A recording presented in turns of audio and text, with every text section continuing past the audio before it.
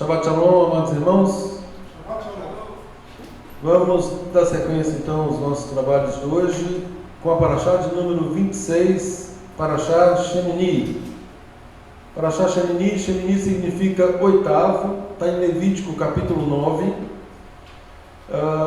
Vaikra, Levítico capítulo 9, 1 ao capítulo 11, verso 47.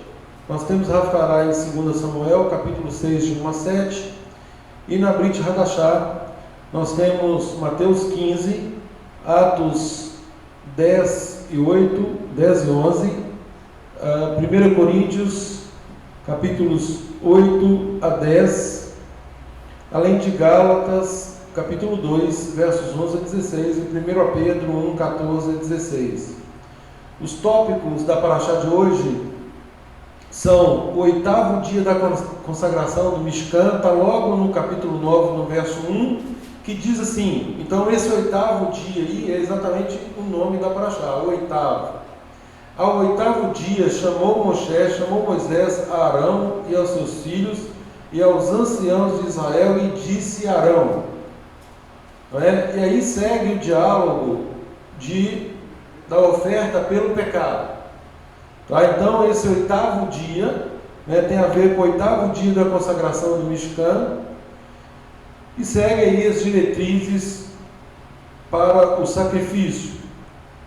No capítulo 10, a partir do verso 1, nós temos aí aquele episódio de Nadab e Abiú, que morrem diante do Eterno, logo após aí Arão e os Kohanim começarem o serviço. Então eles colocam fogo estranho. Nós estudamos esse fogo estranho na Parashá do ano passado, está lá no nosso canal do YouTube. Depois, se vocês quiserem, acessem e assistam.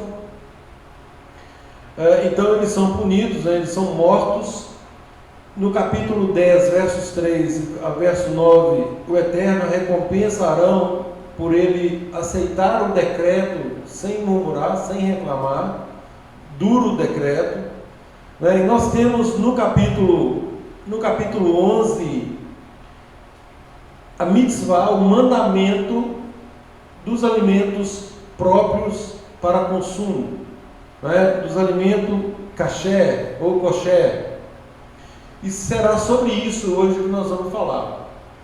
Focaremos aí em alguns textos duvidosos, textos que foram arranjados no sentido de colocar dúvida à Torá, e nós sabemos, como sempre fazemos questão de enfatizar, que não há nada, absolutamente nada na Brit Hadashah que colida com a Torá. A Torá, a instrução do Eterno, e aqui nós estamos falando de Levítico 11, Vaikra capítulo 11, desde o primeiro verso até o verso 47, são instruções do Eterno para sempre. Enquanto nós estivermos aqui, enquanto Yeshua não voltar, enquanto não for instituído o reino milenar, essas regras serão fielmente obedecidas. E não há nada na Brit Hadashah, vulgo Novo Testamento, que venha a modificar, alterar, revogar o que aqui está escrito. Então, ao contrário do que muitos pensam, a lei alimentar ela está em pleno vigor. Mas será que o Eterno, o nosso Criador, se preocupa efetivamente com a nossa alimentação? E se Ele se preocupa, por que Ele se preocupa? Obviamente as próprias Escrituras nos dão essas respostas. Todo o cuidado do Eterno para conosco, para com a criação, desde que fomos criados, estou falando de Adão e Eva, o Eterno já deu diretrizes acerca da alimentação. Então, logo em Gênesis 1, Bereshit, Gênesis 1, versos 29 e 30, diz assim: E disse Adonai, eis que vos tenho dado toda a erva que dê semente, que está sobre a face de toda a terra, e toda a árvore em que há fruto que dê semente, ser-vos-á para mantimento, e a todo animal da terra, e a toda ave dos céus, e a todo réptil da terra em que há alma vivente, toda a erva verde será para mantimento. E assim foi. Ou seja, o Eterno nos deu, tanto a nós quanto a todos os animais, erva do campo como mantimento. Ou seja, nós inicialmente éramos vegetarianos. Adão e Eva não comiam carne. A alimentação primeira foi exclusivamente vegetariana. Toda erva que dê semente, toda árvore que dê fruto, que dê semente. Então esse era o alimento. E os animais da mesma forma, não havia um animal que comia o outro. Então a ordem do Eterno, em Gênesis capítulo 1, verso 29 e 30, é eminentemente vegetariana, tanto nós humanos quanto os animais. Então essa é a nossa alimentação, era para ser a nossa alimentação, uma alimentação frugal, natural, vegetariana. Mas nós sabemos que chegou um momento que o Eterno permitiu o uso do animal como alimento. Isso ocorreu quando? Depois do dilúvio. E os motivos são óbvios, não é? Por que depois do dilúvio? Porque ele exterminou. Tudo que tinha vida na terra foi exterminado. A exceção, obviamente, das 8 pessoas da família de Noé, e dos animais que ele havia colocado na arca. Agora, o Eterno ali, ele faz um estoque de animais. Qual foi a providência do Eterno em fazer esse estoque de animais? Em termos de pureza e impureza. Colocou mais animais puros e impuros. Quantos exatamente? 7 pares de animais puros para um par de animal impuro. Então o Eterno estava ali providenciando um estoque que seria autorizado. Nós estamos falando de Gênesis 7, que ele autorizou só em Gênesis 9. E por incrível que pareça, Noé já conhecia o conceito de animal puro e animal impuro. Ou seja, já era algo que vinha sendo passado de geração em geração, a instrução do Eterno, em termos de pureza e impureza, aquilo que deveria se reconhecer como animal puro e animal impuro. Noé sabia disso muito bem, o Eterno dá ordem para ele lá em Gênesis 7, e ele assim cumpre rigorosamente. Lá em Deuteronômio 12, versos 15 e 16, por causa daquilo que era desejável, é uma ratificação, o homem desejou comer a carne, então lá em Deuteronômio 12, 15 e 16, há uma ratificação, uma confirmação, diz assim: consoante todo o desejo da tua alma, poderás matar e comer carne nas tuas cidades. Preste atenção nessa expressão, segundo a bênção de Adonai.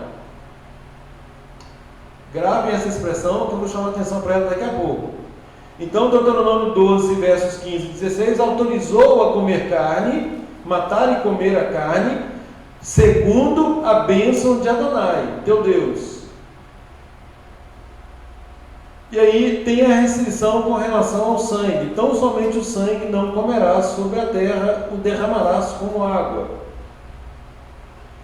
Então, no capítulo 11 de Levítico, que é o objeto do nosso estudo, lá no final, nos versos 46 e 47, diz assim: esta é a lei, é a instrução, é a Torá sobre os animais, e das aves, e de toda alma vivente que se move nas águas, de toda criatura que povoa a terra, para fazer diferença entre o imundo e o limpo, entre os animais que se podem comer e aqueles que não se podem comer. E aqui, gente, vamos pensando aí que daqui a pouco eu dou a resposta. Será que o Eterno, se importando com a nossa alimentação, nos dando uma alimentação frugal, natural, desde a origem, aqui autorizando a comer a carne, aqui nos dando instruções de que carne nós poderíamos comer. Será que isso tem alguma influência quanto à nossa salvação? Não respondam, pensem, não respondam de forma prematura, porque a resposta virá com convicção. Será que o comer carne impura influencia na nossa salvação ou não? Ou é meramente uma questão de impureza ritual? Daqui a pouco teremos a resposta pelo próprio texto bíblico. Então, queridos, Levítico 11 nos apresenta uma lei universal de saúde. Uma lei universal de saúde, útil para todas as épocas e para todos os povos. Nós sabemos que o Eterno não faz, nós fazemos, mas o Eterno não faz acepção de pessoas. E quando nós o fazemos, é óbvio que estamos fazendo em plena desobediência ao Eterno, porque se Ele não faz acepção, nós também não devemos fazer acepção. Obviamente, eu estou falando de modo geral, para que tenham um entendimento, para que sirvam ao Eterno, para que venham fazer parte da família do Eterno, pode ser qualquer pessoa, desde que esteja disposta, obviamente, a obedecer às leis daquele que é o dono do reino. O reino é do Pai. Aliás, temos a oração, Venha a nós o vosso reino. Seja feita a minha vontade. É assim? Não. Seja feita a tua vontade. Assim como no céu, que também se faça a vontade do Eterno aqui na terra. E aqui, queridos, no capítulo 11, o Eterno coloca, ele agrupa esses animais de uma forma muito fácil de compreendermos. Ele é de acordo com o lugar onde eles habitam. Então, logo nos versos 2 a 8, nós temos aqueles animais que habitam na terra. Nos versos 9 a 12, nós temos os animais que habitam na água. E, finalmente, nos versos 13 a 23, nós temos as criaturas do ar. Então, terra, água e ar, os animais estão perfeitamente agrupados. E aí o Eterno nos dá diretrizes de como identificar esses animais. Não é?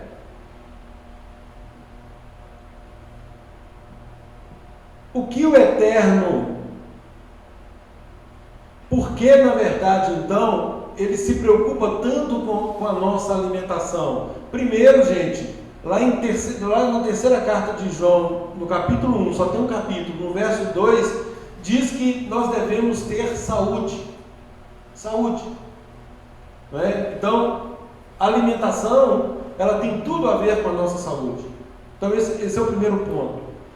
O segundo ponto, e muito mais importante, é que o nosso corpo, ele agora é templo do Ruach HaKodesh. É onde o Eterno, quando Yeshua diz lá, por exemplo, que o reino do Eterno está em nós, não é? Ele quer dizer o quê? Que cada um de nós é uma parcela do reino. Não é? Quando o Eterno nos dá o Ruach HaKodesh, o Espírito dele, ele vem habitar em um lugar que deve ser santo.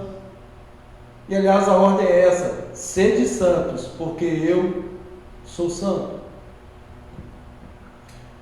Então, 1 Coríntios 6, verso 19 e 20 diz: acaso não sabeis que o vosso corpo é santuário do Ruach HaKodesh? Olha aí, o nosso corpo então é santuário do Ruach HaKodesh, do Espírito do Eterno. E o Espírito do Eterno, obviamente, não habita em nada imundo.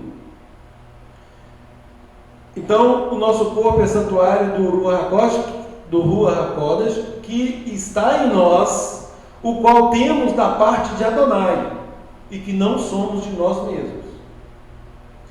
Por quê?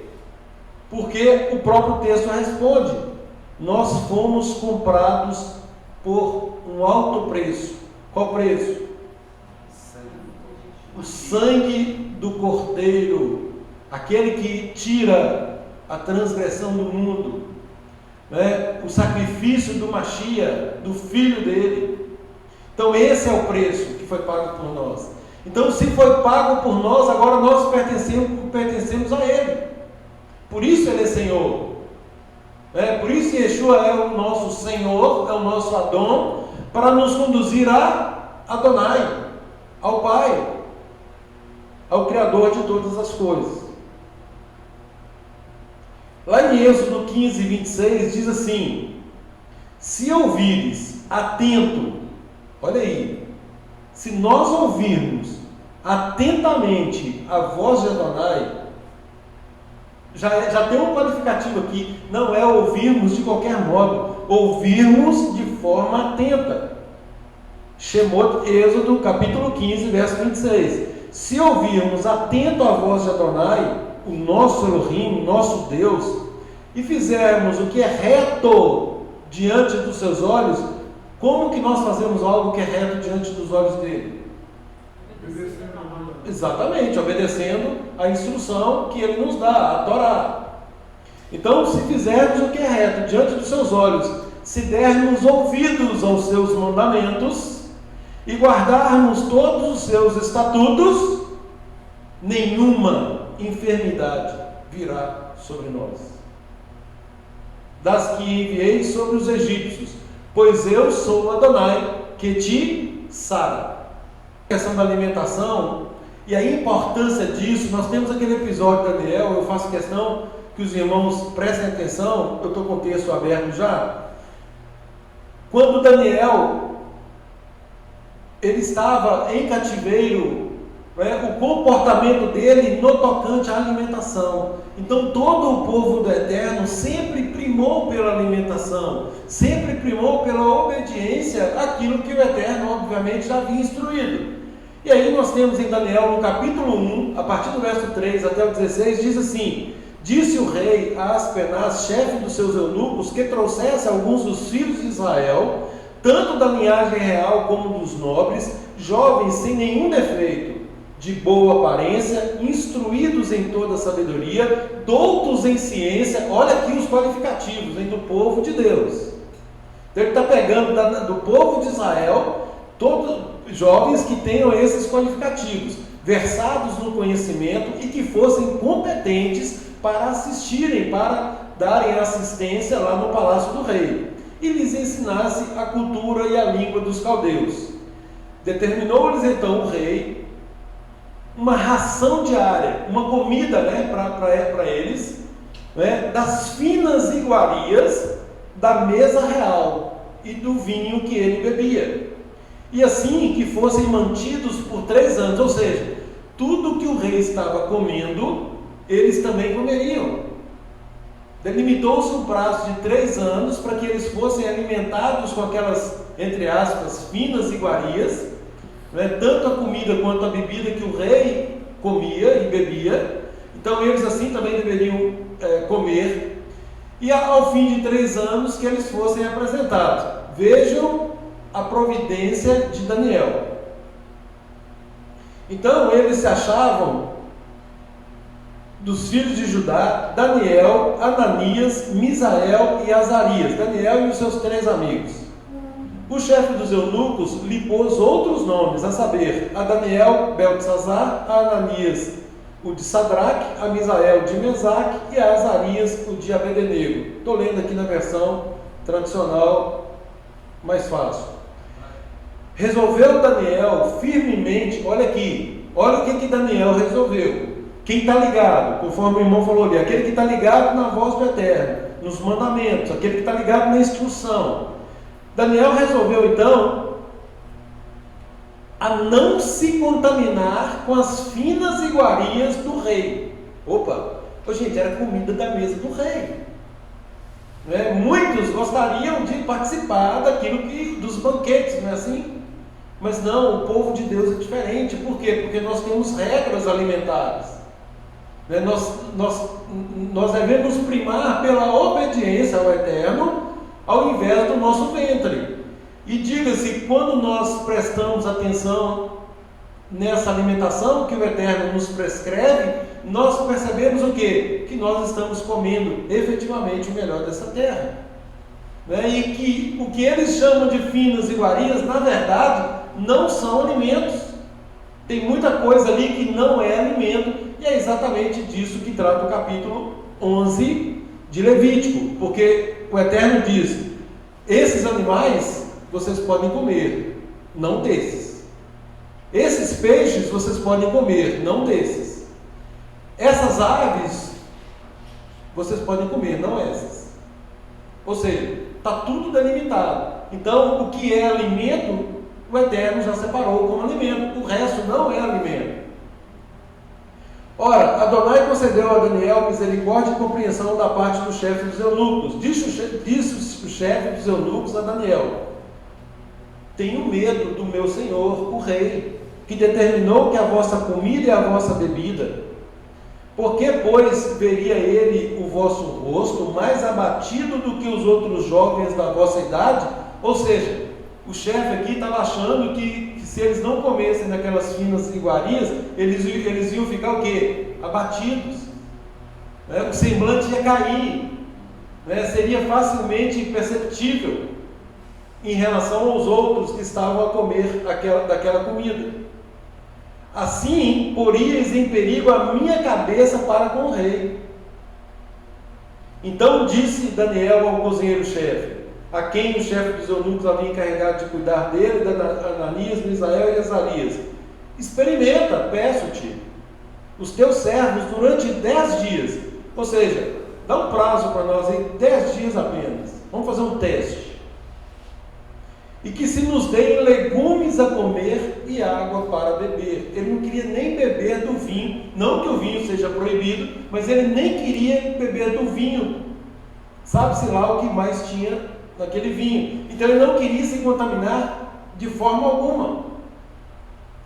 Então pediu legumes e água, tão somente legumes e água. Então, veja-se diante de ti a nossa aparência e a dos jovens que comem das finas iguarias do rei, e segundo vires, age com os teus servos. Então este atendeu e os experimentou por 10 dias. Olha aí o desfecho. No fim dos 10 dias, a sua aparência era melhor. Estavam eles mais robustos do que todos os jovens que comiam das finas iguarias do rei. Com isto, o cozinheiro-chefe tirou deles as finas iguarias e o vinho que deviam beber, e lhes dava legumes. Então, ele ali teve como escolher, ele teve opção, com o objetivo de obedecer a Deus, de obedecer a Adonai, ele faz um pedido, e nesse pedido, com muita sabedoria, ele é atendido. Agora, o que nós vemos hoje em relação a esse assunto de alimentação? É triste, né? Para não dizer outra coisa. Como as pessoas distorcem o que o próprio Yeshua disse acerca da instrução do Eterno. Não é? O mundo religioso coloca Yeshua como um transgressor dessas instruções, como alguém que tenha permitido comer qualquer coisa, a contaminar o corpo, mediante autorizações, por exemplo, conforme está em Mateus capítulo 15. Abram, por favor, em Mateus capítulo 15. Lembrando, gente, que toda vez que nós vamos interpretar um texto, nós temos que ter algumas premissas, alguns alicerces bem fincados, para que nós não vacilemos, conforme nós lemos agora há pouco, né? Para que nós não fiquemos de um lado para o outro, ao redor aí, levados por todo o vento de doutrina. Se nós temos um alicerce, se nós temos uma estrutura, pode vir, e Yeshua fala isso, né? Vocês têm que construir sobre a rocha. porque pode vir vento, pode vir água, pode bater o que quiser, que não vai abalar vocês. Então, qual é o alicerce? Obviamente, a Torá é o alicerce, é o primeiro alicerce, é a vontade de Deus manifestada. Essa vontade que o Yeshua disse que a comida dele consistia em obedecer essa vontade. Em Mateus 5, versos 17 a 20, diz, Yeshua declara textualmente: não penseis que vim revogar a lei ou os profetas. Eu não vim para revogar, eu vim para tornar pleno, vim para cumprir, para tornar pleno, para dar o real sentido. Porque em verdade vos digo, até que o céu e a terra passem, nem o Yud é a menor letra do alfabeto hebraico, traduzido aí na versão aí como um I, ou um tio na verdade é um Kots, que é o menor tracinho também da letra hebraica. Então nem o Yud ou um Kots, um I ou um tio, jamais passará da Torá, até que tudo se cumpra. E aí Yeshua fala assim: aquele que violar um desses mandamentos, o que violar um desses mandamentos,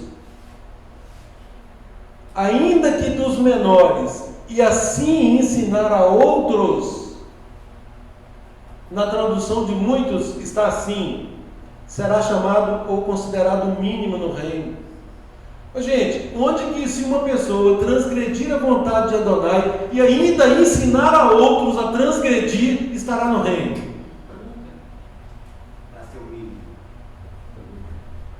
Não estará.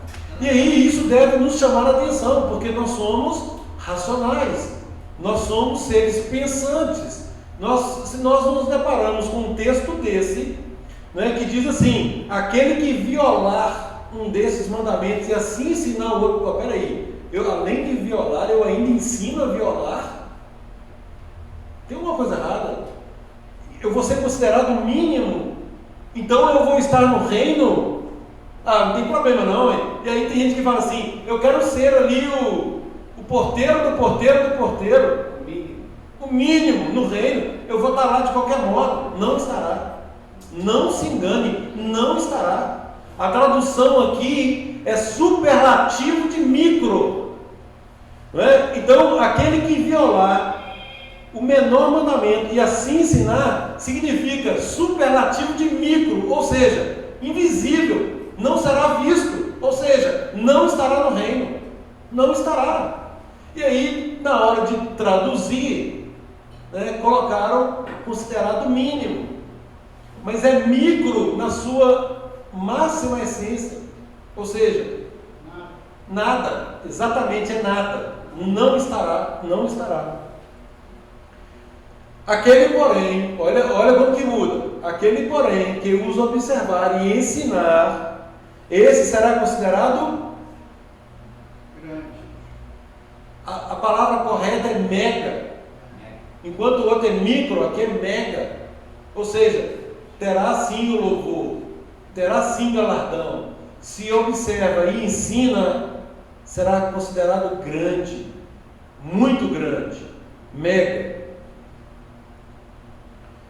E aí Yeshua diz: se a vossa justiça não exceder em muito a dos escribas e fariseus, jamais entrareis no reino dos céus.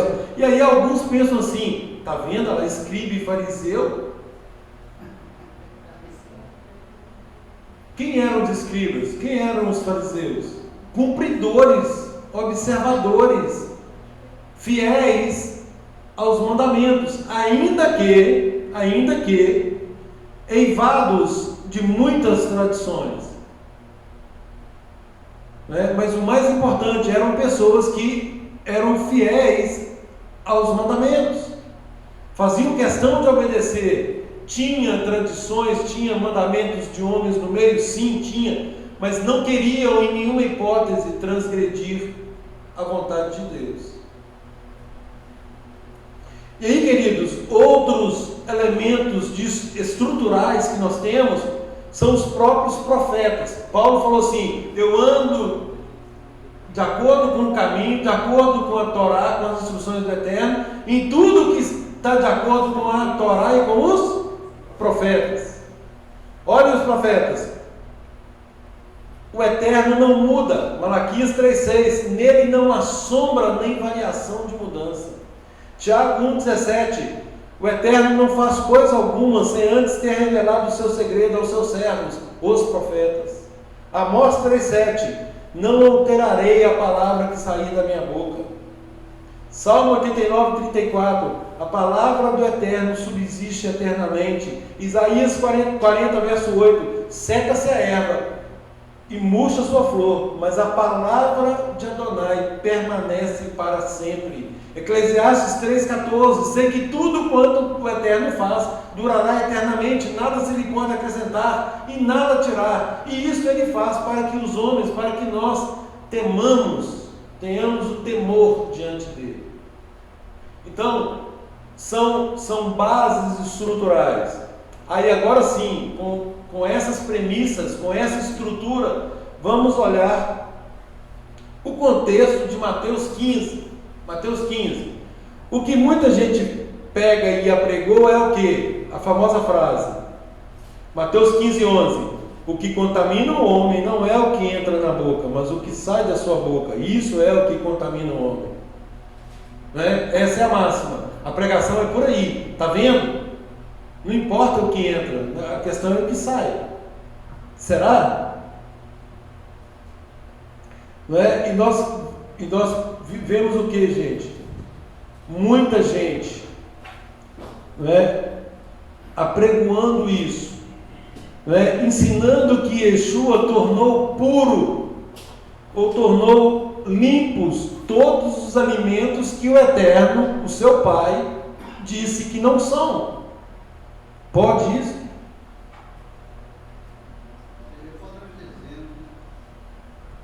É óbvio que ele jamais desobedeceu ao Pai. A palavra testifica, o qual não cometeu pecado. Pecado é transgressão da lei. Pecado é transgressão da instrução. Ele nunca desobedeceu absolutamente nada do Pai. Então, se ele nunca desobedeceu, obviamente ele nunca corroborou, nunca fortaleceu, nunca ratificou esse tipo de atitude. Mas aí alguns pregadores dizem o quê? Podemos comer livremente qualquer coisa. Cobras e lagartos, né? Cobras e lagartos. Agora, queridos, o que diz Mateus 15:15? Alguém lê, por favor, Mateus 15:15.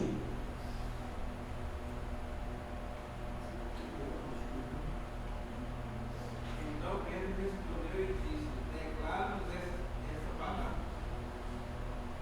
Mais uma versão.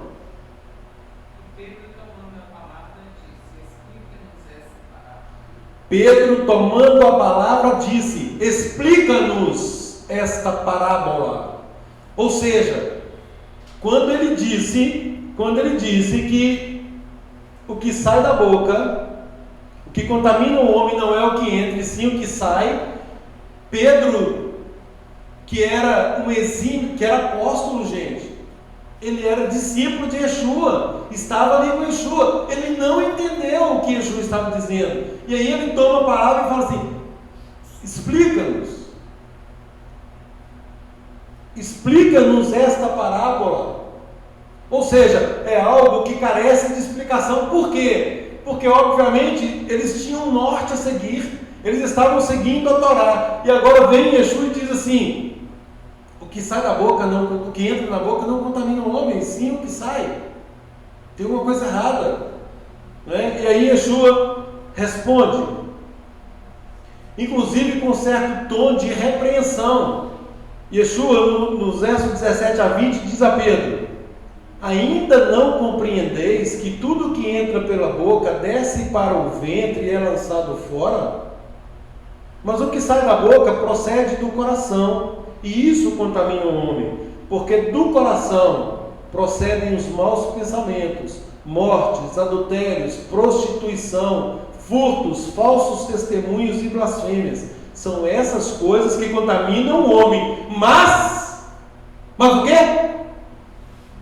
Ô gente, por favor, acompanha aí, ué. Mas comer sem lavar as mãos, isso não contamina. De quem Yeshua estava falando aqui? Comer sem lavar as mãos, isso não contamina o homem. esse é o contexto de Mateus 15. E aí alguém vem e tira esse texto do contexto para adulterar a palavra de Adonai. Quer dizer, um absurdo, algo que é inconcebível, né? Nós temos uma advertência de não alterarmos absolutamente nada da palavra. Nós temos a obrigação de interpretarmos as Escrituras conforme as próprias Escrituras. Eu não posso chegar aqui e falar assim, não, eu entendo que é assim. Em nenhuma hipótese. Eu não entendo nada. Eu tenho que dizer, as próprias Escrituras, elas são autoexplicativas. Lá em Isaías diz, porque é preceito sobre preceito, regra sobre regra, mandamento sobre mandamento, um pouco aqui e um pouco ali. Então isso é a sistematicidade da palavra de Adonai, onde ela própria vai se concatenando e se auto-explicando. Então tudo que nós precisamos está na palavra. O problema é que muitas pessoas são preguiçosas, desleixadas em ler as Escrituras, né? Conforme eu já disse, nós temos que ler e compreender o contexto de todas as coisas. Existe um contexto. Então Mateus 15 está tratando de um contexto. Yeshua vem explicando, são essas coisas que contaminam o homem. Mas comer, olha aí o que está imediatamente, comer sem lavar as mãos, isto não contamina o homem. Então, gente, aqui não está falando de alimentação pura e impura. A discussão aqui, gente, o debate aqui é sobre o que nós convencionamos chamar de Netilat Yadamim, que é o ritual de lavar as mãos. E não se trata de apenas lavar as mãos, se trata de fazer movimentos certos em determinadas direções, uma quantidade mínima de água, uma quantidade mínima de movimentos. Tem que derramar um pouco de água nos dedos, nas palmas da mão, primeiro numa, depois na outra. Tem que erguer a mão bastante para que a água escorra pelos punhos. A pessoa tinha que cuidar para que a água não escorresse pelas costas da mão. E depois deveria esfregar uma mão na outra, indo e vindo, para lá e para cá. Se não houvesse água nenhuma, poderia ser feito com uma espécie de lavagem a seco, simplesmente fazendo os movimentos como se fosse com água. E nunca esquecer de proferir as brahot, as bênçãos certas, antes e depois de cada etapa. Ô, gente, isso é um ritual. É sobre esse ritual que Yeshua está falando. Seria coisa do homem. Exatamente, coisa de homem. Não está falando, gente, nem de princípio de higiene. Aqui a questão é ritual. Netilat Yadamim. Então, eles questionaram porque todos eles fizeram um ritual. Leiam o contexto do capítulo 15. Vão perceber que todos eles praticaram o ritual e os discípulos de Yeshua não. Então não precisava. Aí Yeshua me falou assim: não é isso que contamina o homem. O que contamina o homem é o que está saindo do coração de vocês. Não tem nada a ver com alimento aqui, gente. Aqui é comer o pão, e o contexto aí ainda é pão. É comer o pão sem lavar as mãos na forma ritual. Então, esse é o contexto. Nada tem a ver com alimentação, se é caché ou não caché. Mateus 15, 2. Olha Mateus 15, 2. Lê, por favor. Oi, querido. A gente pode dizer, e aí Yeshua queria dizer o seguinte: ele não está dizendo que não pode ter ritual, mas que o ritual jamais pode ser colocado acima da essência. Ok. Exatamente. Da essência do coração. O problema, gente, muitas vezes nem é o ritual. É quando esse ritual ele se sobrepõe ao princípio.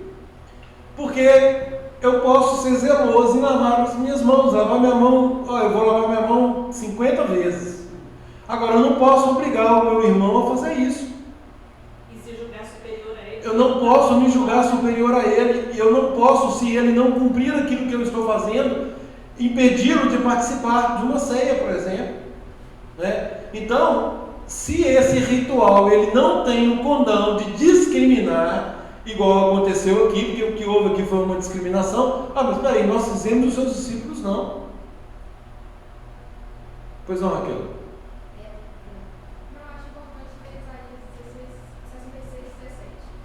Isaías? Lê 17. Ah, não, ele tá na lista aqui, daqui a pouco eu leio, tá? Tá na lista. Tem aquele texto também que fala que um pouco de fermento Leveda toda a massa, exatamente. Então, são os cuidados, gente, que nós temos que ter. Hoje eu estava falando com a minha esposa, nós temos que ter muito cuidado, porque a forma ou o objeto da bênção, ele não pode superar o dono da bênção. Não é? O Eterno nos dá uma bênção, aí nós começamos a idolatrar a bênção. Na hora que a gente assusta, nós cercamos a bênção de tanto. A bênção ficou maior do que aquele que deu a bênção. A Torá, por exemplo, a Torá é a palavra, é a carta magna do Eterno. Nós temos que idolatrar o objeto em nenhuma hipótese. Nós temos que ter essa lei gravada no nosso coração. Aliás, o salmista fala sobre isso: guardei a tua Torá no meu coração para não pecar contra ti. E Yeshua acabou de falar do coração que procedem os maus desígnios. Então, nós temos que colocar aquilo que é bom. Paulo, lá em Filipenses 4, verso 8, ele diz: finalmente, irmão, tudo amando, queridos. Paulo, em Filipenses 4, verso 8, ele diz: tudo que é verdadeiro, tudo que é respeitável, tudo que é puro, tudo que é amável, tudo que é justo, tudo que é de boa fama, se alguma virtude há e se algum louvor existe, seja isso que ocupe o vosso pensamento. Então, coração tem a ver com a nossa mente. É daqui, da nossa mente é que procede, nós começamos a maquinar as coisas, começamos a pensar em coisas, nós não, né? Que o Eterno nos livre, mas via de regra, o pecado antes dele ser consumado, ele é concebido na nossa mente, no nosso coração. É isso que Yeshua se refere. Então nós devemos cuidar para que isso não aconteça. E nós que guardamos o Shabbat, não comemos alimentos impuros, usamos roupas decentes, nós temos que ter muito cuidado, senão a gente começa a fazer listinha, né? X. Exatamente. E o coração está todo impuro, né? Cuidado com o coração do obediente. Tira a religiosidade. Mateus 15, 2, eu pedi para alguém ler, quem separou para ler, por favor? 15, 2. Porque meus talmidim transgridem a tradição. Transgridem o que, Evandro? A tradição dos anciões. Transgride o quê? A tradição. Gente, percebem o que está em evidência aqui? A transgressão está na tradição dos anciãos, que é exatamente esse Netilat e Adamim. Não se trata de mandamento. Eles estão sendo acusados de transgredir a tradição. Ritual. Aí o que a Maria Lúcia falou, o ritual em si, né, se ele não é colocado como algo que venha prejudicar o bom andamento do serviço a Deus, não há problema. Agora, o problema é quando nós damos importância demais e isso acaba se sobrepondo aos princípios do Eterno, à própria instrução do Eterno. Porque o que estava em evidência ali era a comunhão dos irmãos, era estarem ali para aprenderem sobre o reino de Deus, e uma questão de tradição tomou conta e criou-se um imbróglio. E que Yeshua diz, né? E vocês que transgridem Exatamente. a ordem de Deus por causa da sua tradição. Vou colocar a tradição acima da lei de Deus. No verso 3. Queridos, e Pedro aqui ele pede uma explicação da parábola. E aí nós temos aquele outro episódio de Pedro, né? É o outro texto polêmico, né? O famoso lençol. Abram por gentileza em Atos 10. O famoso lençol de animais, né? E aí também, gente, nós devemos nos atentar, né, que Pedro, discípulo de Yeshua, estava aqui pedindo a Yeshua para declarar o sentido da parábola, e mais de 10 anos depois, não sei precisar a data, mas muito mais que de 10 anos depois, ele estava meditando em uma suposta ordem para matar e comer algo que era impuro. E aí, o mundo tido por evangélico, de um modo geral, pega esse episódio e fala assim: agora pode matar e comer, o Eterno está autorizando. Será que está autorizando? Vamos analisar o texto, o contexto. O texto em seu contexto.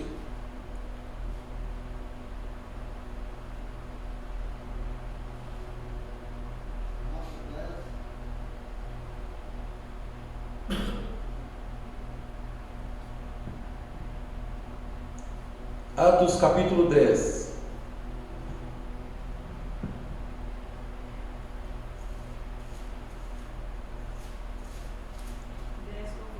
Atos capítulo 10.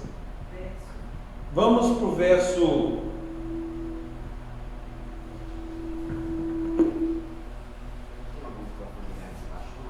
Tem não. Ô Cleide, diminui o volume só um pouquinho, o som, só um pouquinho, por favor. Só um pouco. Está dando a microfonia. Alô, alô. Diminuiu muito. Não, tá bom. Tá ótimo. Tá bom. Isso, obrigado.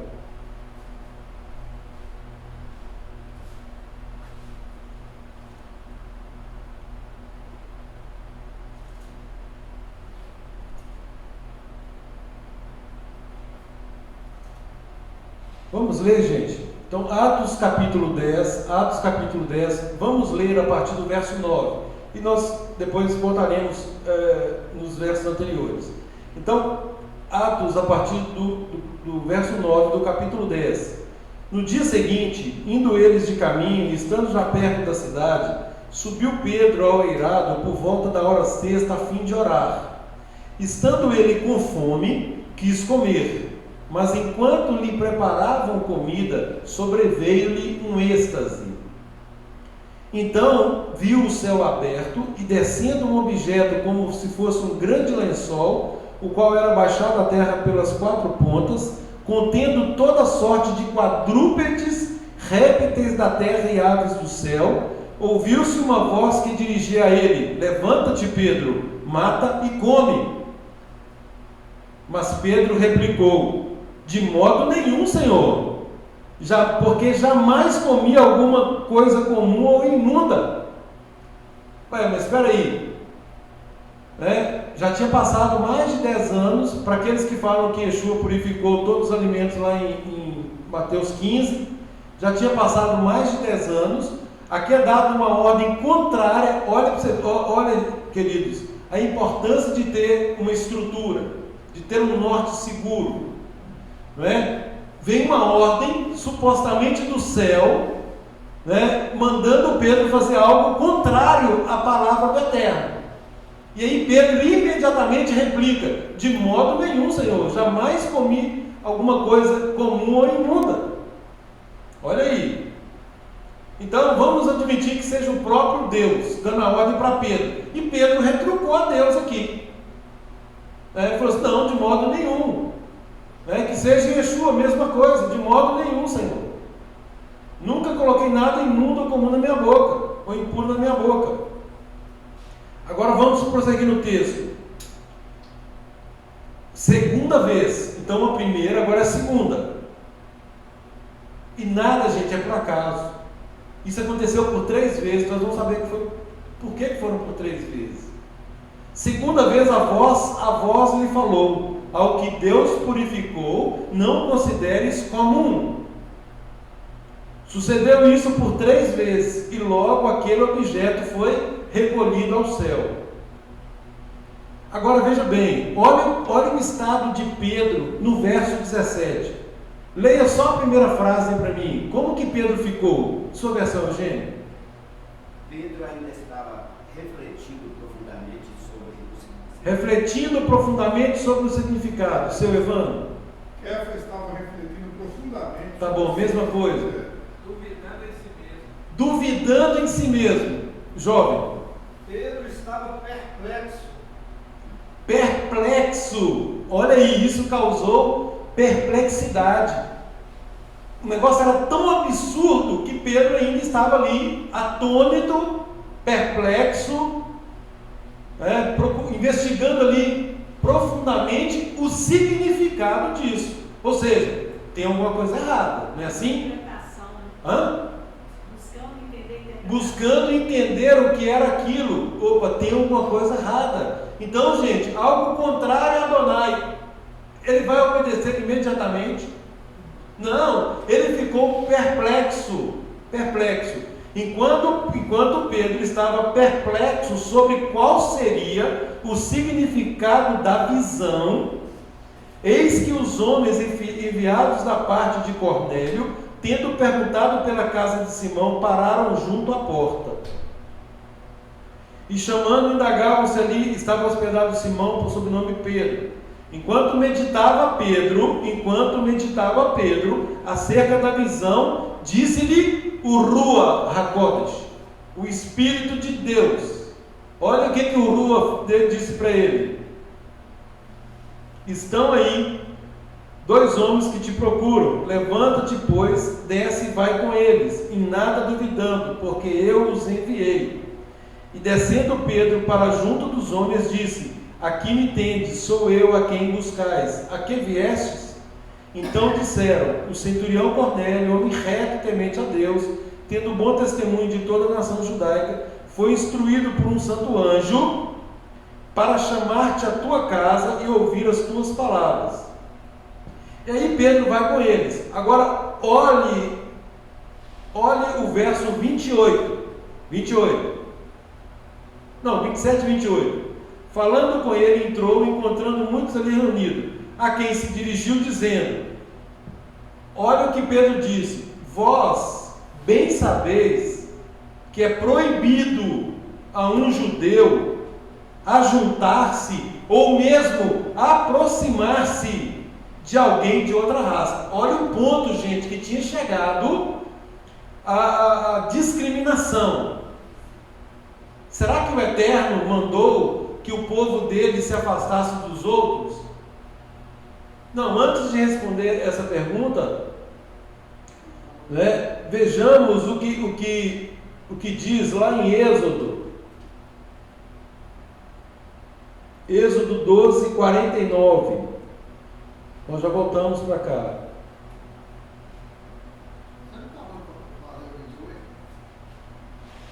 Êxodo 12, 49. Eu vou voltar. Êxodo 12, 49. Alguém abra, por gentileza. Outro abre em Levítico 24, 22. Eugênio, abre em Levítico 24, 22. Evandro, Êxodo 12, 49. Ô jovem, você, Números 9, 14. Agnaldo, Números 15, 15. E aproveita e lê o 16 também. Cleiton, Gálatas 3, 28. Vamos lá. Êxodo 12, 49. O mesmo ensino aplica-se de maneira idêntica ao natural e ao estrangeiro que vive entre vocês. Então, o mesmo ensino, a mesma instrução, a mesma lei, tanto ao natural como ao estrangeiro que vive entre nós. 24, 22. Então, essa é a ordem do Eterno desde o princípio, gente. O Eterno estava lá dando a Torá e já determinando a mesma lei para todos, sem acepção, sem discriminação. Levítico 24, 22. Apliquem o mesmo padrão de juízo ao estrangeiro e ao natural da terra, porque eu sou Adonai, o Deus de vocês. Eu sou Adonai, eu sou Deus, eu sou Elohim. O mesmo padrão de justiça, tanto para vocês quanto para o estrangeiro. Números 9, 14.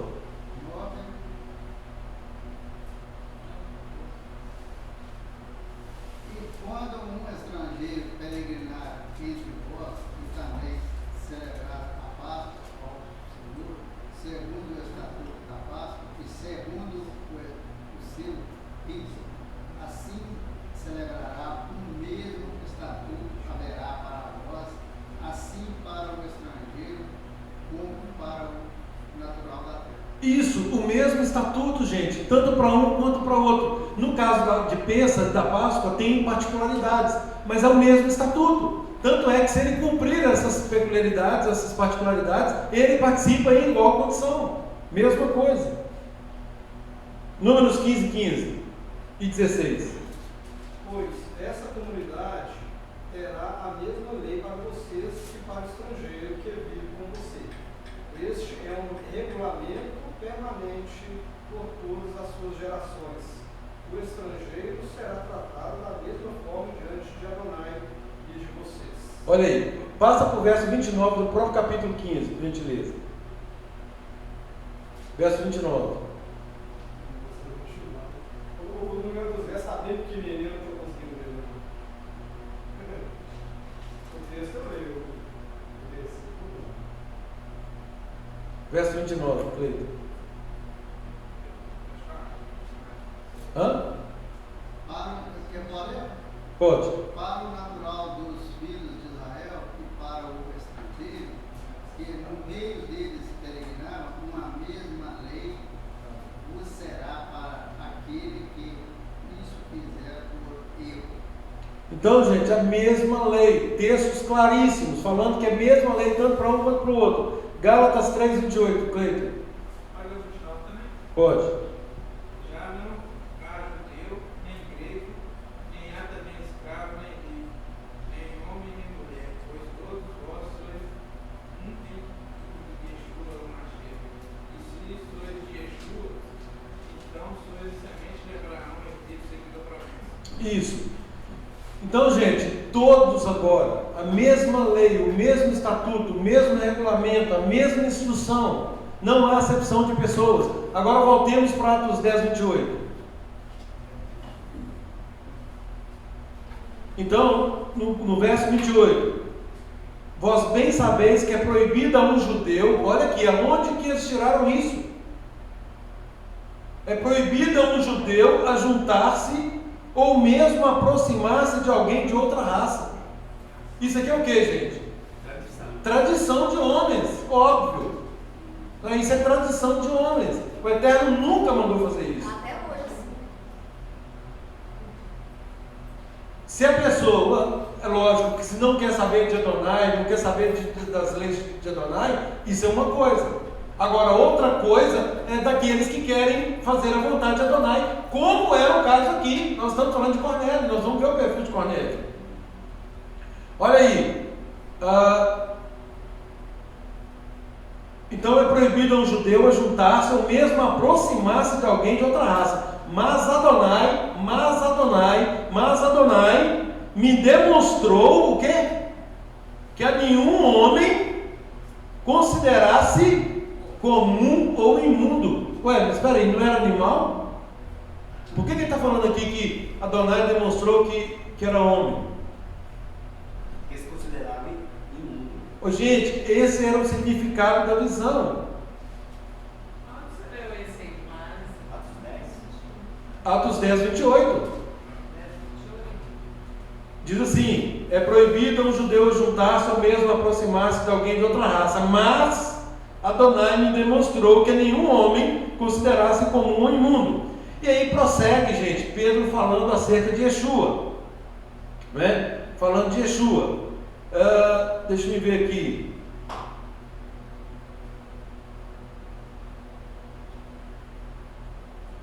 E Pedro conta essa experiência, no capítulo 11, ele conta essa experiência àqueles, os outros irmãos, os outros apóstolos tomaram conhecimento do que Pedro havia feito.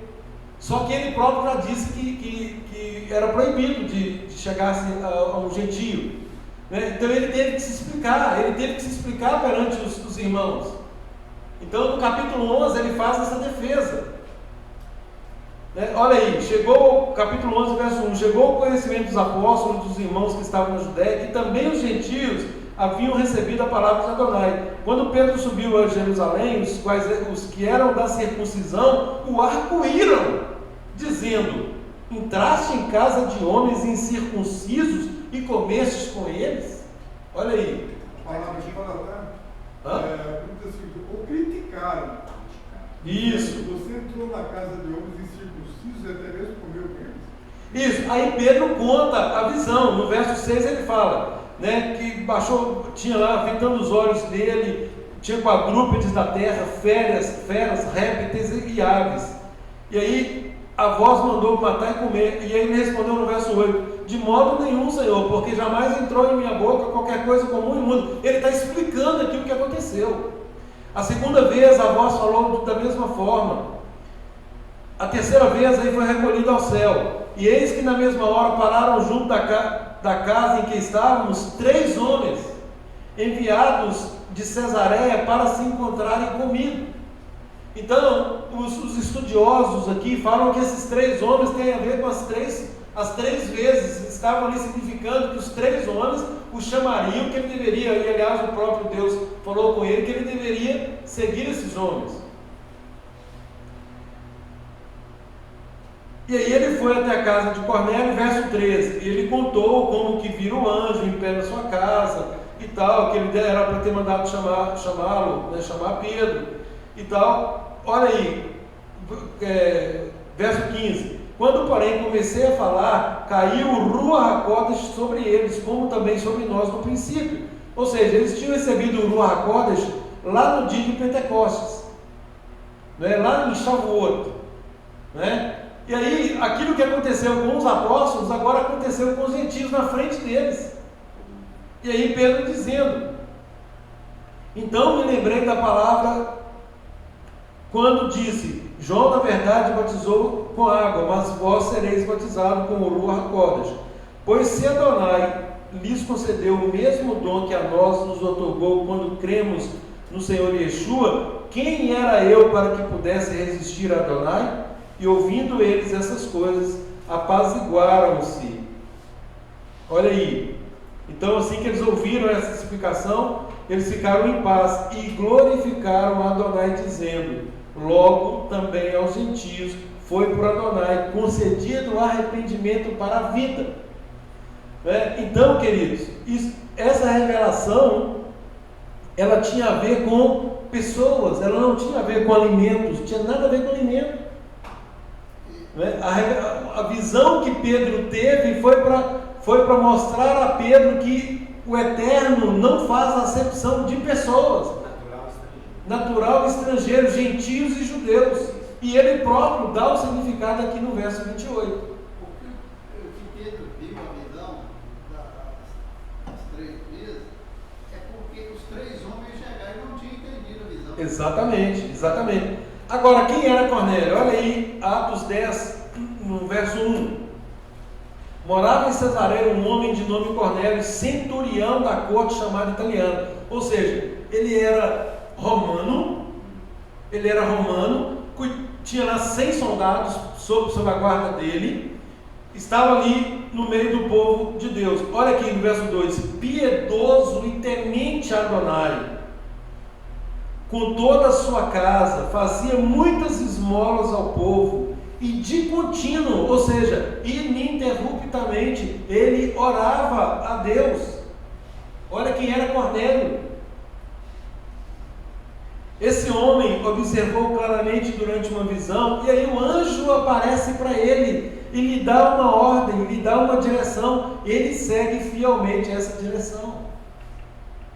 E aí, para que Pedro, olha para você ver, ele recebe uma direção para ele mandar alguém na casa de Pedro. Enquanto isso, o Eterno já estava mostrando para Pedro o que fazer, mediante essa visão do lençol, para que ao final e ao cabo ele não considerasse, para quebrar essa barreira da separação entre judeus e gentios. Esse era o significado.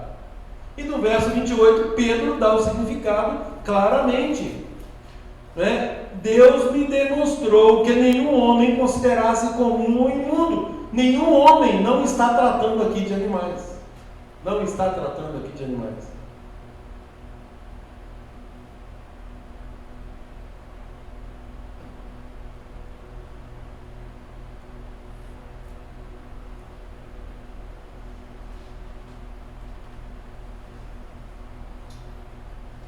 Glória a Deus. Então, queridos, aqui Pedro, reconhecendo esse verdadeiro sentido da visão, ele batiza, no versos 45 a 48, olha aí, ele batizou os primeiros gentios, não israelitas, agora enxertando-os em Israel, exatamente como Paulo fala lá em Romanos 11. Então, a família de Cornélio foi a primeira família gentílica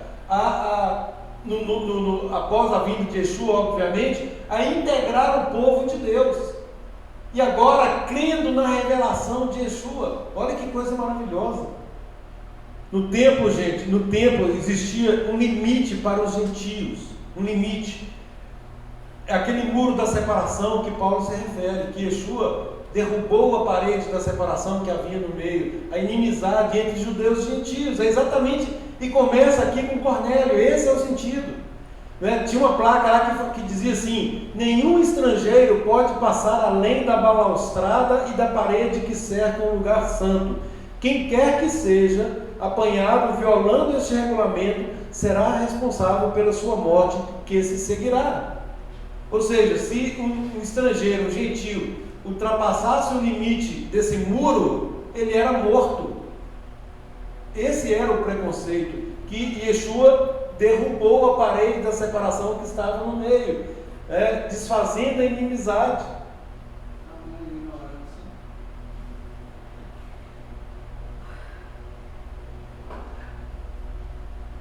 Então, queridos, a expressão levanta-te, Pedro, mata e come, isolada do seu contexto, tornou-se aí uma mola mestra do mundo evangélico, daqueles que apregoam que a lei foi abolida, que ela foi revogada, ou que ela foi alterada, modificada. Quando o próprio Yeshua disse que não veio fazer nada disso, que tudo ainda se encontra válido. Fato é que se não tivesse acontecido essa visão da forma que aconteceu, Cornélio e sua família jamais ouviriam de Pedro essa mensagem de salvação. Exatamente por causa dessa animosidade que ele próprio declara. Vocês sabem que não é lícito a um judeu entrar na casa de um gentio, mesmo se aproximar. Se não fosse esse imperativo de Deus, isso não teria ocorrido.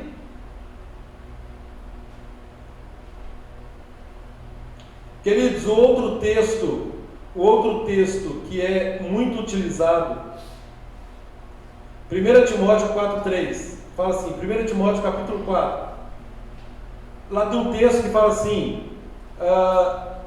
tudo que Deus criou é bom, está no verso 4, 1 Timóteo capítulo 4, verso 4, pois tudo que Deus criou é bom, e nada deve ser rejeitado, se puder ser recebido com ações de graças. Prestem atenção, porquanto é santificado pela palavra de Deus e pela oração.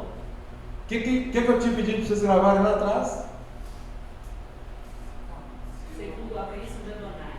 Isso. Autorização para comer carne segundo a bênção de Adonai. Olha agora em 1 Timóteo, capítulo 4, e olha, gente, isso aqui é de uma covardia sem tamanho, porque ler uma coisa e induz ao erro em relação à outra. Prestem atenção na sutileza. Paulo fala muito disso, de sutileza. Vejam a sutileza. 1 Timóteo, capítulo 4.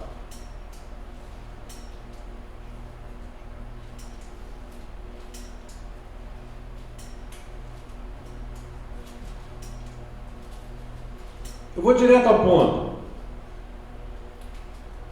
Verso 4. Pois tudo que Adonai criou é bom, e nada deve ser rejeitado, se puder ser recebido com ações de graças. Outra versão aí, por gentileza, quem tiver. Porquanto é santificado pela palavra de Deus e pela oração. Pois tudo que Deus criou é bom, e nada recebido com ação de graça precisa ser rejeitado, porque a palavra de Deus e a oração tornam santo. Isso. Então é pela palavra de Deus e pela oração. Pela palavra de Deus e pela oração. É só pela oração? Não, pela palavra. O que as pessoas falam? É só orar que está tudo certo, não é assim? Só agradecer. Mas e a palavra? O que eu falei lá atrás? A bênção de Adonai. A bênção de Adonai é a instrução dele. Aqui está dizendo que é porquanto é santificado pela palavra e pela oração. Por uma coisa e outra. Eu posso comer um rato e pretender que o Eterno abençoe, se eu orar, eu vou estar abençoando um rato? Quando a palavra fala que é proibido comer rato? Faz sentido isso? É pela palavra e pela oração. Primeiro é a palavra, gente, é a instrução. Primeiro é a palavra, mas o mundo evangélico apregou o quê? Pela oração tudo é santificado. Ué, mas cadê a palavra? Cadê a bênção de Adonai?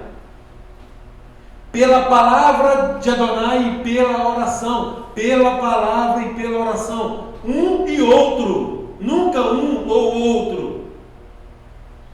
Se está de acordo com a vontade de Adonai, é óbvio que eu vou orar. É a mesma coisa, gente, fazemos uma oração contrária. Ó Senhor, mata fulano. Ué, misericórdia.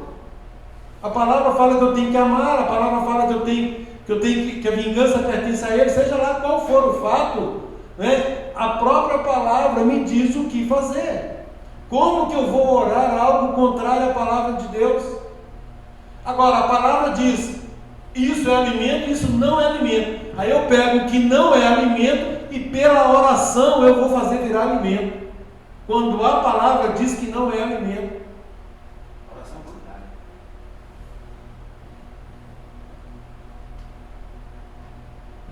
Sem dúvida nenhuma, gente, tudo que Deus criou é bom para o fim para o qual essas coisas foram criadas. Deus fez o urubu. O urubu é bom? Claro que é, ué. Ele tem uma função essencial na natureza. O Eterno fez o porco. O porco é bom? É bom para a função dele, mas ele não é alimento. Ele está na lista de não alimento. E aliás é o alimento que é mais consumido, e que nós veremos agora os textos, inclusive que a Paloma citou ali, da gravidade dos comedores de porco.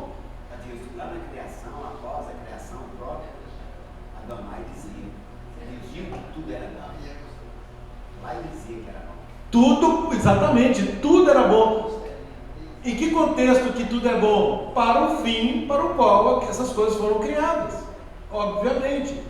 Deus fez a minhoca. A minhoca é boa? Claro que é. Na criação era. Agora, nós podemos comer minhoca? Gente, a pergunta é retórica. Ela tem a função de fertilizar a terra, mas ela não tem a função, ela não é alimento. Não é? Então, gente, o que Adonai criou é bom segundo a vontade dele. Não é para satisfazer a nossa vontade. Quando eu digo que eu posso comer, porque, e aí eu pego um texto fora do contexto, pensando que eu estou santificando algo que o próprio Eterno não santificou, eu estou fazendo na minha independência. Eu continuo querendo fazer a minha própria vontade, não quero saber da vontade de Deus. Então, a vontade deve ser submetida, a vontade, nós devemos submeter à vontade dele, não a nossa. E é interessante, gente, que o contexto aqui, onde fala que, termina no verso 4, olhem no verso 3, fala assim: líderes que proíbem o casamento, ordenam a abstinência de alimentos que Deus criou para serem recebidos com ações de graça. Mas peraí, qual o segmento de Deus que proíbe casamento? Vocês já viram algum? Eu nunca vi. Qual é o segmento que fala que segue a instrução de Deus, a lei de Deus, que proíbe casamento? Onde casamento é plenamente autorizado e incentivado. Mas o contexto aqui, é esse. Os líderes estavam proibindo o casamento, ordenando a abstinência de alimentos. E aqui está falando de alimentos. Que devem ser recebidos com ações de graça pelos que são fiéis e que se firmam na verdade. Gente, quem é fiel a Deus e que está firmado na verdade, sabe discernir o que é uma coisa de outra. Aí vem a paulada no verso 4. Tudo que Deus criou é bom e nada deve ser rejeitado, se puder ser recebido com ações de graça, porquanto é santificado pela palavra e pela oração. Aí quando tira isso do contexto, fica só pela oração.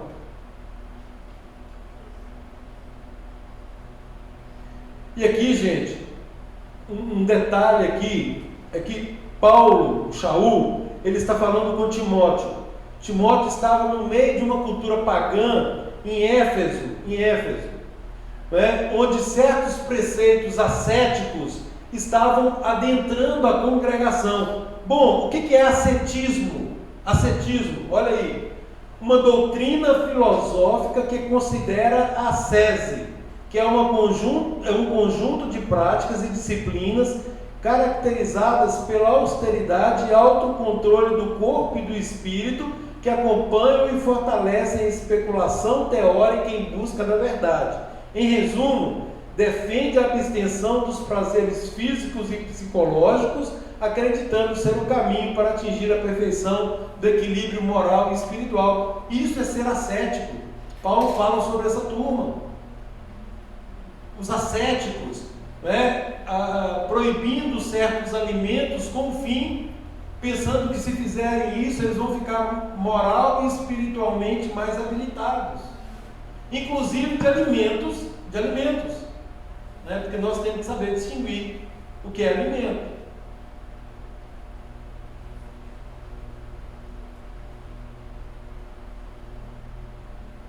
Lá em João, 3 João, capítulo 1, verso 2, conforme já falei, o Eterno, Ele quer que nós tenhamos saúde. Há uma saudação de João falando assim: faço votos por tua prosperidade e saúde, assim como é próspera a tua alma. Já lemos o texto de Coríntios que fala que o nosso corpo é santuário do Ruach HaKodesh. Lá em Romanos 12:1, gente, fala assim: rogo-vos, pois, irmãos, pelas misericórdias de Adonai, que apresenteis o vosso corpo por sacrifício vivo, santo e agradável a Adonai, que é o vosso culto racional. 1 Coríntios 3,16: não sabeis que sois santuário de Deus e que o Ruach habita em vós?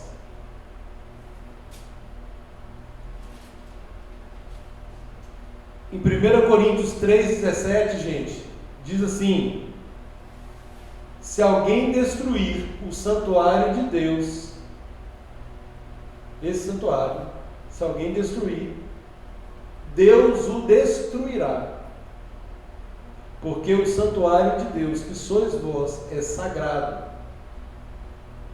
Agora vamos aos textos de Isaías.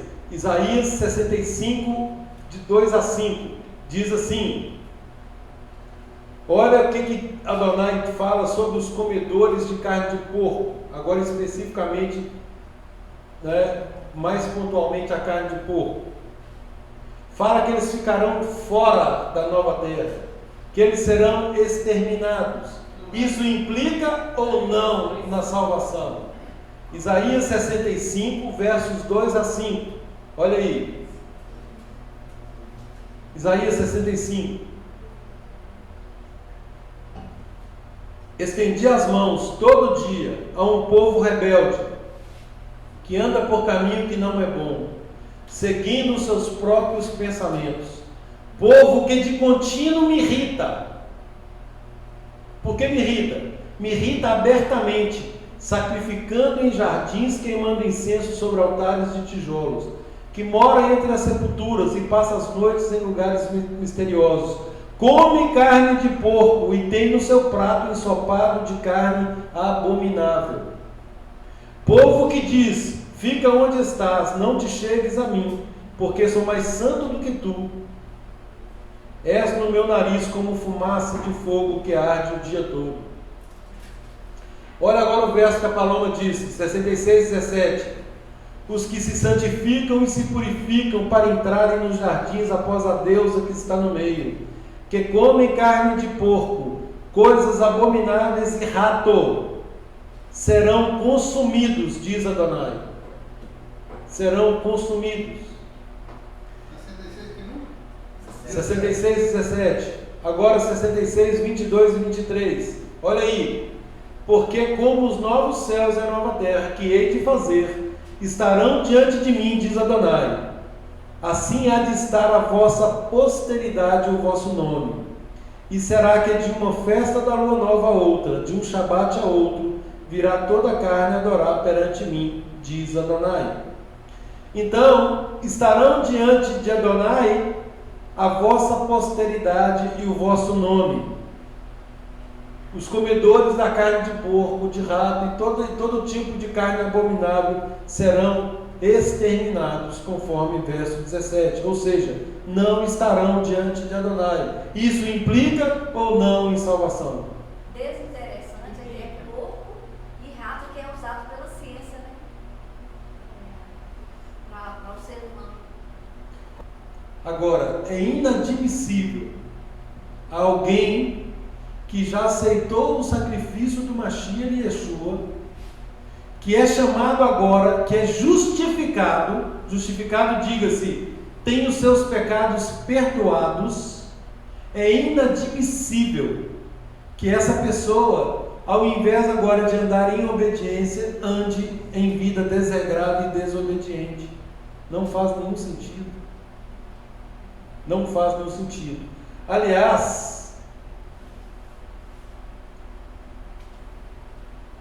voltar a fazer o que sempre fizemos após termos conhecido esse segredo sagrado, esse mistério, né, em Yeshua, né, é como voltar ao vômito. Diz que o cão voltou ao seu próprio vômito. Em Hebreus 6, 4 a 9 diz assim: é impossível, pois, que aqueles que uma vez que foram iluminados e provaram o dom celestial e se tornaram participantes do Ruach HaKodesh e provaram a boa palavra de Adonai e os poderes do mundo vindouro e caíram, sim, é impossível outra vez renová-los para arrependimento, visto que de novo estão crucificando para si mesmos o Filho de Deus e expondo-o à ignomínia, porque a terra que absorve a chuva, que frequentemente cai sobre ela, e produz erva útil para aqueles por quem é também cultivada, recebe bênção da parte de Deus, mas se produz espinhos e abrolhos, é rejeitada, e perto está da maldição, e o seu fim é ser queimada.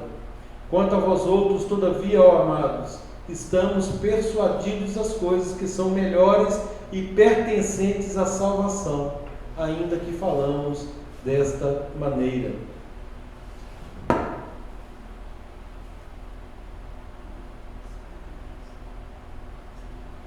Gente, só mais um contexto que eu quero pontuar. Lá em 1 Coríntios, capítulo 8 e no capítulo 10, tem um contexto lá de carnes sacrificadas a ídolos, né? Onde o chavão evangélico é: todas as coisas me são lícitas, mas nem todas me convêm. Todas são lícitas, mas nem todas edificam.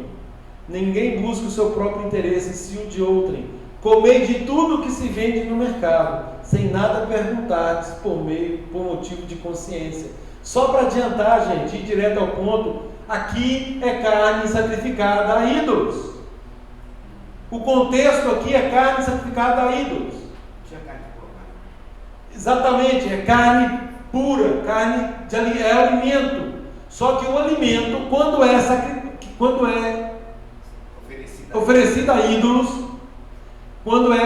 a ídolos, nós, se soubermos, não podemos comer. Uma carne de boi é lícita, mas se alguém fala assim: essa carne de boi foi oferecida ao ídolo tal, nós não podemos comer, porque foi oferecida ao ídolo, senão nós estaremos participando do culto a demônios. É isso que o capítulo 8 e o capítulo 10 de 1 Coríntios diz. E lá em Romanos 14 tem o mesmo contexto, só que lá pega os vegetarianos. Por que eles eram vegetarianos? Por causa dessa carne sacrificada aos ídolos. Chegou num ponto que eu não sei mais se essa carne é ou não oferecida a ídolos. Então eu prefiro o quê? Não comer. Esse é o contexto. Então 1 Coríntios capítulo 8, capítulo 10, Romanos 14 está tratando do mesmo assunto: carne sacrificada ou oferecida a ídolos. Esse é o contexto.